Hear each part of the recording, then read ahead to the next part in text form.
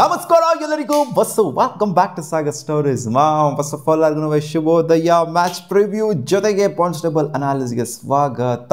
ಇವತ್ತು Sunrisers Hyderabad is up against Delhi Capitals. Must win match. Sunrisers ಹೈದರಾಬಾದ್ಗೆ ಸೋತ್ರು ಅಂತ ಅಂದರೆ gone case out of the tournament. ಇವತ್ತು ಡೂ ಆರ್ ಡೇ ಮ್ಯಾಚ್ ಆಗಿರೋದ್ರಿಂದ ಸೋತ್ರೆ ಎಲಿಮಿನೇಟೆಡ್ ಅಫಿಷಿಯಲಿ ಎಲಿಮಿನೇಟೆಡ್ ಅನ್ನೋ ಒಂದು ಟಿಕ್ ಮಾರ್ಕು ಬಂದ್ಬಿಡುತ್ತೆ ಇವರಿಗೆ. ಸೊ ಪಾಯಿಂಟ್ಸ್ ಟೇಬಲ್ ನೋಡ್ತು ಅಂತಂದ್ರೆ ಇವಾಗ ಡೆಲ್ಲಿ ಕ್ಯಾಪಿಟಲ್ಸ್ಗೂ ಕೂಡ ಒಂಥರ ಮಸ್ವಿನ್ ಸೀನ್ ಥರನೇ ಕಾಣಿಸ್ತಾ ಇದೆ. ಕಾಂಪಿಟೇಷನ್ ಇರಬೇಕು ಅಂತಂದ್ರೆ ಇಲ್ಲೇನು ಡೆಲ್ಲಿ ಕ್ಯಾಪಿಟಲ್ಸ್ ಸೋಲ್ತು ಅಂತಂದ್ರೆ ಕುಸ್ತೋಗ್ಬಿಡ್ತಾರೆ.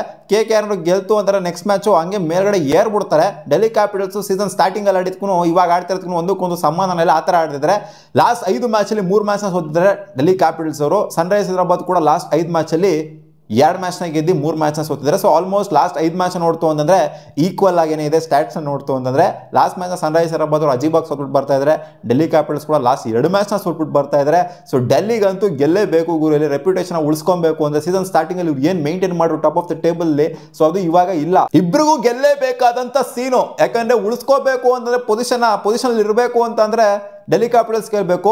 ಮೇಲ್ಗಡೆಗೆ ಹೋಗಬೇಕು ಅಂದರೆ ಸನ್ರೈಸರ್ಸ್ ಹೈದರಾಬಾದ್ ಅವ್ರು ಗೆಲ್ಲಬೇಕು. ಬಟ್ ಸನ್ರೈಸರ್ಸ್ ಹೈದರಾಬಾದ್ ನನಗೇನು ಅನ್ನಿಸ್ತಿಲ್ಲ, ಇವರು ಹೊಡೆದೂ ಕೂಡ ಎಲ್ಲ ಇರೋ ಮ್ಯಾಚ್ ಎಲ್ಲ ಹೊಡೆದೂ ಕೂಡ ಕ್ವಾಲಿಫೈ ಆಗ್ತಾರೆ ಅಂತ ಸೀನು ನನಗೆ ಯಾಕೋ ಕಾಣಿಸ್ತಿಲ್ಲ. ಯಾಕಂದರೆ ಟಾಪ್ ಆಫ್ ದ ಟೇಬಲ್ ನೋಡು ಗುರು, 1 2 3 4 ನೋಡಿ ಹೆಂಗಿದೆ ಕಾಂಪಿಟೇಷನ್ ಅಂತ. ಆಲ್ರೆಡಿ 8 ಮ್ಯಾಚ್ ಗೆದ್ದಿರುವಂಥ RCB, already Punjab Kings, Mumbai Indians, GT ಅಲ್ಲಿ 7 ಮ್ಯಾಚ್ನ ಗೆದ್ದು ಕೂತ್ಕೊಂಡ್ಬಿಟ್ಟಿದ್ದಾರೆ. ಸೊ 7 ಮ್ಯಾಚ್ ಆಲ್ರೆಡಿ ಗೆದ್ಬಿಟ್ಟಿದ್ದಾರೆ. ಸನ್ರೈಸರ್ಸ್ ಹೈದರಾಬಾದ್ ಬದನೇಕಾಯಿ ಏನು ಮಾಡ್ತಾರೆ ಅಲ್ಲಿ ಗೆದ್ಬಿಟ್ಟು ಎಲ್ಲ ಗೆದ್ರು ಇವ್ರು ನೆಟ್ ರನ್ ರೇಟ್ ಅನ್ನೋದು ಸಿಕ್ಕಾಪಟ್ಟೆ ನೆಗೆಟಿವ್ ಆಗಿದೆ. ಸೊ ಆದ್ದರಿಂದ ನನಗೇನೋ ಸೀನ್ ಕಾಣಿಸ್ತಾ ಇಲ್ಲ. ಯಾಕಂದ್ರೆ 7 ಮ್ಯಾಚ್ ಆಲ್ರೆಡಿ ಗೆದ್ಬಿಟ್ಟಿದ್ದಾರೆ. ಸೊ ಇವ್ರು 8 ಮ್ಯಾಚ್ನ ಗೆಲ್ಲಬೇಕಾಗುತ್ತೆ ಸೀನ ನೋಡ್ಕೊಂಡ್ರೆ. ಪಂಜಾಬ್ ಕಿಂಗ್ಸ್ ಇವಾಗ ಮಿಕ್ಕಿರೋಂಥದ್ದು ನೋಡಿ, ಪಂಜಾಬ್ ಕಿಂಗ್ಸ್ಗೆ, ಮುಂಬೈಗೆ, GTಗೆ, RCB ಬಿಡಿ next level. RCB qualify officially ಒಂಥರ ಆಗೋಗ್ಬಿಟ್ಟೆ ಇದಾಗಲೇ. ಇನ್ನು ಮಿಕ್ಕಿರೋಂಥ 3 ಮ್ಯಾಚಲ್ಲಿ 1 ಮ್ಯಾಚ್ ಆಗಿದ್ರೆ ಸಾಕು ನಮ್ಮ RCB ಕ್ವಾಲಿಫೈ ಆದಂಗೆ. ಬಟ್ ಟಾಪ್ 2ಗೆ ನಾವು ಏನು ಮಾಡೋದು? ಪಂಜಾಬ್ ಕಿಂಗ್ಸು ಟಾಪ್ 2ಗೆ, ಆಮೇಲೆ ಮುಂಬೈ ಟಾಪ್ 2ಗೆ, GDನೂ ಕೂಡ ಟಾಪ್ 2ಗೆ ಏನು ಮಾಡ್ತಾ ಇರ್ತಾರೆ. DCನೂ ಕೂಡ 4-4 ಗೆಲ್ತು ಅಂದರೆ ಟಾಪ್ 2ಗೆ ಏನು ಮಾಡಬಹುದು. ಸೊ ಟಾಪ್ 5 ಟೀಮ್ಸ್ಗೇನಿದೆ ಸಿಕ್ಕಾಪಟ್ಟೆ ಕಾಂಪಿಟೇಟಿವ್ ಆಗಿ ಕಾಣಿಸಿದರೆ. KKR ನಿನ್ನೆ ಮೇಲ್ಗಡೆ ಬಂದಿದ್ದಾರೆ. LSG ಅವರು ಸೋತಿದ್ರಿಂದ LSG ಅವರು ಸೀಸನ್ ಸ್ಟಾರ್ಟಿಂಗಲ್ಲಿ ಏನು ಹುಟ್ಟಾಕಿದ್ರು ಹೋಪ್ಸ್ಗಳನ್ನ, ಸೊ ಸೀಸನ್ ಸ್ಟಾರ್ಟಿಂಗಿಂದ ಇವಾಗ ಬರ್ತಾ ಇದ್ದಂಗೆ ಜಾರ್ಖಂಡ್ ಬಂದಿದ್ದಾರೆ. ಲಾಸ್ಟ್ 5 ಮ್ಯಾಚಲ್ಲಿ 4 ಮ್ಯಾಚ್ನ ಸೋತಿರುವಂಥ LSG ಅಜೀಬಾಗಿ ಆಡ್ತಾ ಇದ್ದಾರೆ ಗುರು. KKR ಮೇಲ್ಗಡೆ ಬಂದಿರೋದ್ರೆ ಅರ್ಥ ಮಾಡ್ಕೊಳ್ಳಿ LSG ಅವರು ಯಾವ ರೇಂಜಿಗೆ ಪರ್ಫಾರ್ಮೆನ್ಸ್ನ ತೋರಿಸ್ತಾ ಇದ್ದಾರೆ ಅಂತ. ಸೊ ನೋಡಿ ಮೇಲೆ ಕೆಳಗೆ ಆಗ್ತಾ ಇದೆ ಪಾಯಿಂಟ್ಸ್ ಟೇಬಲ್ಲು. ಸೀಸನ್ ಸ್ಟಾರ್ಟಿಂಗ್ ಮೇಲಿದ್ದಂಥ LSG ಒಂಥರ 4-5 ಪೊಸಿಷನಲ್ಲಿ ಇದ್ದಂಥ LSG ಇವಾಗ ಕೆಳಗಡೆ ಜಾರ್ಕೊಂಡು 7th ಪೊಸಿಷನ್ಗೆ ಬಂದಿದ್ದಾರೆ. ಏನು ಹೇಳ್ತೀರಾ ಇದಕ್ಕೆ? ಏನು ಹೇಳೋದಕ್ಕಾಗೋದಿಲ್ಲ. ಸೊ ವೆಯ್ಟ್ ಮಾಡಬೇಕು ಅಷ್ಟೇನೆ. ಇನ್ನು ಮಿಕ್ಕಿರುವಂಥ ಕೆಲವು ಮ್ಯಾಚ್ಗಳನ್ನಿದೆ. ಟಾಪ್ ಆಫ್ ದ ಟೇಬಲ್ ಇರೋವಂಥವ್ರು 4 ಟೀಮ್ಗಳು RCB, ಪಂಜಾಬ್ ಕಿಂಗ್ಸ್, ಮುಂಬೈ ಮತ್ತು GT. ಸೊ ಈ ಟೀಮ್ಗಳು ಚೆನ್ನಾಗಿ ಆಡ್ಬಿಟ್ಟು ಗೆಲ್ತು ಅಂತಂದರೆ ಸೊ ಇದೇ ಇರುತ್ತೆ ಅಂತ ನನಗೆ ಸ್ಟ್ರಾಂಗಾಗಿ ಅನ್ನಿಸ್ತಿದೆ ಮಗ. ಕರೆಂಟ್ಲಿ ಏನು ಪಾಯಿಂಟ್ಸ್ ಟೇಬಲ್ ಕಾಣಿಸ್ತಾ ಇದೆಯೋ ಇದೇ ಫೈನಲಲ್ಲಿ ಸೆಟಲ್ ಆಗ್ಬೋದು. ಅಂದರೆ ಟಾಪ್ 4 ಇದೇ ಫೈನಲಲ್ಲಿ ಸೆಟಲ್ ಆಗ್ಬೋದು ಅಂತ ಅನ್ನಿಸ್ತಿದೆ. ಒಟ್ಟಲ್ಲಿ DC ಮತ್ತು KKRಗೆ ಇನ್ನೂ ಸಹ ಸೀನಲ್ಲಿ ಇದ್ದಾರೆ. ಅವರು ಏನಾದರೂ ಮಾಡ್ಬೋದು. LSCನೂ ಕೂಡ ಸೀನಲ್ಲಿ ಇದ್ದಾರೆ. ಬಟ್ ಎಲ್ಲ ಮ್ಯಾಚ್ನೂ ಗೆಲ್ಲಬೇಕಾಗುತ್ತೆ ಅಷ್ಟೇ ಬರುವಂಥ ಮ್ಯಾಚ್ಗಳನ್ನ. ಕಾಂಪಿಟೇಷನ್ ಹೆವಿ ಇದೆ ಟಾಪ್ ಆಫ್ ದ ಟೇಬಲಲ್ಲಿ.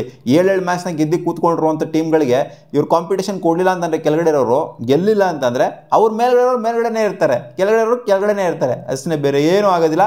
ಇವತ್ತು Delhi Capitals at any cost ಗೆಲ್ಲೇಬೇಕು, ಇಲ್ಲ ಅಂದರೆ ಜಾರ್ಕೊಂಡು ಹೋಗ್ಬಿಡ್ತಾರೆ. LSC ಇವ್ರು ಯಾವ ಥರ ಹೋದ್ರು ಅದೇ ರೀತಿ ಇವರು ಕೂಡ ಜಾರ್ಕೊಂಡು ಹೋಗ್ಬಿಡ್ತಾರೆ ಕೆಳಗಡೆ. ನಾನು ಈ ಮ್ಯಾಚ್ ಬಗ್ಗೆ ಸ್ಟ್ಯಾಟ್ಸ್ ಜಾಸ್ತಿ ಹೆವಿ ಮಾತಾಡೋದಕ್ಕೆ ಹೋಗೋದಿಲ್ಲ. ರಾಜೀವ್ ಗಾಂಧಿ ಇಂಟರ್ನ್ಯಾಷನಲ್ ಸ್ಟೇಡಿಯಮಲ್ಲಿ ಆಗ್ತಾ ಇರುವಂಥ ಮ್ಯಾಚ್ ಓವರ್ ಆಲ್ ಆಗಿ 25 ಹೆಡ್ ಟು ಹೆಡ್ ಮ್ಯಾಚ್ ಆಗಿದೆ. ಅದರಲ್ಲಿ 12 ಮ್ಯಾಚ್ನ DC ಗೆದ್ರೆ, 13 ಮ್ಯಾಚ್ನ ಗೆದ್ದಿದ್ದಾರೆ SRH ಅವರು. ಸೊ ಈ ಸೀಸನ್ 1 ಮ್ಯಾಚ್ ಆಗಿದೆ ಹೆಡ್ ಟು ಹೆಡ್, ಅದರಲ್ಲಿ ಡೆಲ್ಲಿ ಕ್ಯಾಪಿಟಲ್ಸ್ ಅವರು ಗೆದ್ದಿದ್ದಾರೆ. ಸನ್ರೈಸರ್ಸ್ ಹೈದರಾಬಾದ್ ಅವರು ಕೊಡ್ತಾರೆ ಅಂತಂದರೆ ಅದು ಮುಯಿಗೆ ವಾಪಸ್ನ ರಿಟರ್ನ್ ಕೊಟ್ಟಿರೋ ಥರನೇ ಲೆಕ್ಕ. ರಿಟರ್ನ್ ಗಿಫ್ಟ್ನ ಕೊಡ್ತಾರ ಅಥವಾ ಮತ್ತೆ ಇನ್ನೊಂದು ಮ್ಯಾಚ್ನು ಇಟ್ಟಿಸ್ಕೊಂತಾರ ಸನ್ರೈಸರ್ಸ್ ಹೈದರಾಬಾದ್ ಅನ್ನೋದನ್ನ ನೋಡಬೇಕಾಗುತ್ತೆ.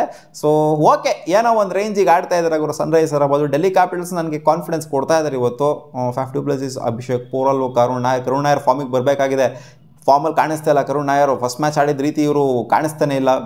ಒಂಥರ ಹೆಂಗೆ ಬೇಕೋ ಹಂಗೆ ಔಟ್ ಆಗ್ತಿದ್ದಾರೆ. KL ರಾಹುಲ್ ಪರವಾಗಿಲ್ಲ, ಅಕ್ಷರ್ ಪಟೇಲ್ ಸ್ಟಪ್ಸು, ಅಶುತೋಷ್ ಶರ್ಮಾ, ವಿಪ್ರಾಜ್ ಎಲ್ಲ ಸಾಕಾಗಿರುವಂಥ ಬ್ಯಾಟಿಂಗ್ ಯೂನಿಟು, ಬೌಲಿಂಗ್ ಯೂನಿಟು ಕೂಡ ಮಸ್ತಾಗೇ ಇದೆ. ಬಟ್ ಸ್ವಲ್ಪ ಫಾರ್ಮ್ ಕಳ್ಕೊಂಡಿದ್ದಾರೆ ಅಂತ ಹೇಳಬೇಕು. ಸ್ಟಾರ್ಟಿಂಗಲ್ಲಿದ್ದಂಥ ಫಾರ್ಮ್ ಇವಾಗ ಕಾಣಿಸ್ತಾ ಇಲ್ಲ ಡೆಲ್ಲಿ ಕ್ಯಾಪಿಟಲ್ಸ್ದು. ಸನ್ರೈಸರ್ಸ್ ಹೈದರಾಬಾದ್ ಕೂಡ ಅವರು ಕೂಡ ಏನು ಹೆವಿಯಾಗಿ ಏನು ಆಡ್ತಾ ಇಲ್ಲ. ಸೊ ನನ್ನ ಪ್ರಕಾರ ಇವತ್ತು ಡೆಲ್ಲಿ ಕ್ಯಾಪಿಟಲ್ಸ್ ಅವರು ಗೆಲ್ಲುವಂಥ ಸಾಧ್ಯತೆ ಇದೆ. ಇವತ್ತು ನನ್ನ ಪ್ರೆಡಿಕ್ಷನು ಡೆಲ್ಲಿ ಕ್ಯಾಪಿಟಲ್ಸ್ ಗೆಲ್ತಾರೆ ಆ್ಯಂಡ್ ಗೆಲ್ಲಬೇಕು. ಯಾಕಂದರೆ ಸೀನಲ್ಲಿ ಇರಬೇಕು ಅಂತಂದರೆ ಸನ್ರೈಸರ್ಸ್ ಹೈದರಾಬಾದ್ ಕೈಲಿ ಆಗಲ್ಲ. ಅವ್ರು ಎಲ್ಲ ಗೆಲ್ತು ಅಂದ್ರೂ ಕೂಡ ಅಷ್ಟೊಂದು ಕಾಣಿಸ್ತಾ ಇಲ್ಲ.